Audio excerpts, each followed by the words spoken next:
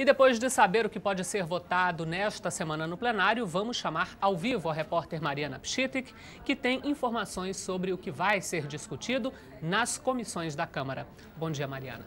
Bom dia, Cláudia. Bom dia a todos. Um dos temas que está em discussão desde ontem aqui na Câmara é a aplicação de medidas socioeducativas a menores infratores. O tema é polêmico e ganha destaque toda vez que um crime grave é cometido por um menor no Brasil. O menor de 18 anos que comete um crime no Brasil é punido com medidas socioeducativas. Dependendo do caso, pode ficar em liberdade assistida, em regime de semi-liberdade ou internação em estabelecimento educacional. Mas toda vez que um adolescente se envolve em crime que ganha destaque nacional, recomeça a discussão sobre redução da maioridade penal e a eficácia das medidas socioeducativas. Na Câmara, uma comissão especial discute o assunto. A comissão foi criada logo depois do assassinato de um jovem na porta do prédio onde morava em São Paulo, baleado por um garoto que completou 18 anos, 3 dias depois do crime. Uma das medidas em análise na comissão é aumentar de 3 para 8 anos o tempo de reclusão dos adolescentes que cometeram crimes hediondos. Hoje, o Estatuto da Criança e do Adolescente prevê a liberação compulsória do infrator aos 21 anos de idade, independentemente do ato cometido. Bom, e hoje é o segundo dia do seminário da Comissão Especial da Câmara que analisa projetos que mudam o Estatuto da Criança e do Adolescente. Nós vamos conversar com o presidente da Comissão Especial, o deputado Vieira da Cunha, do PDT do Rio Grande do Sul, não é, deputado? Como é que o senhor faz, o que o senhor espera desse seminário hoje, um balanço de ontem, o que é possível fazer? Bom, na verdade, o seminário de hoje é a conclusão de um longo processo de interação que a nossa Comissão Especial teve com a sociedade. Nós já estivemos em vários estados da federação. Fizemos seminários regionais, estivemos no Rio Grande do Sul, São Paulo, estivemos no Paraná, no Rio de Janeiro, Pernambuco, na Bahia. Foram vários estados, unidades da federação, em que nós não só realizamos seminários regionais, mas também visitamos casas onde estão esses adolescentes cumprindo medidas socioeducativas. Fizemos, portanto, um trabalho que foi profundo e estamos agora concluindo essa etapa de interação com a sociedade, ouvindo especialistas, juristas, promotores da infância e da juventude, magistrados, a sociedade em geral, para colher as suas opiniões, as suas críticas a respeito dos diversos projetos de lei que tramitam aqui na casa e que visam exatamente a modificar o Estatuto da Criança e do Adolescente, propondo ou o aumento do tempo de internação, propondo a mudança de vários paradigmas, né, de várias questões que estão hoje na lei e que vários colegas nossos querem mudar. É um tema, como tu disseste, muito polêmico. Nós temos manifestações das mais variadas a respeito, né, dessas mudanças. Normalmente as pessoas que atuam nessa área, que militam na questão da infância e da juventude, são resistentes a mudanças, argumentando que o Estatuto da Criança e do Adolescente, embora tenha aí mais de 2 décadas de existência, até hoje não foi implementado. E o que eles querem é que o Estatuto seja implementado antes que se mude, né, a legislação. Por outro lado, nós temos familiares de vítimas, nós temos muitas pessoas da sociedade que nos procuram e que nos dizem, olha, não é possível, o que está havendo em relação aos adolescentes que praticam crimes graves é uma verdadeira impunidade e isso tem que ser modificado. Então esse é o nosso desafio, encontrar uma maneira de, ao mudar a legislação, né, encontrar soluções para essa demanda que nós identificamos na nossa sociedade. Evidentemente, mudar para melhor. Nós não queremos involuir nessa questão. Então, são grandes os desafios, é um tema muito complexo. Nós hoje estamos concluindo essa etapa de debates e vamos, então, a partir de agora, discutir e votar o parecer do nosso relator, que é o deputado Carlos Sampaio. Pretendemos fazê-lo já nos próximos 30 dias, até o final do mês de novembro, início do mês de dezembro, queremos votar o relatório. Tá, nós vamos ver umas imagens agora do seminário que está acontecendo aqui no plenário 1 e eu queria que o senhor dissesse um pouco, deputado, qual que o senhor acha que é a tendência para esse relatório, o que deve sair dessa comissão?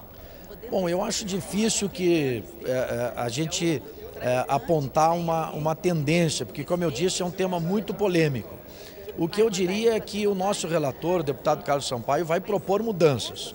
Isso já é certo, porque eu tenho conversado com ele e ele entende que nós precisamos mudar a legislação no que diz respeito às medidas socioeducativas, principalmente essa questão de colocar um tempo máximo de internação, período máximo em 3 anos.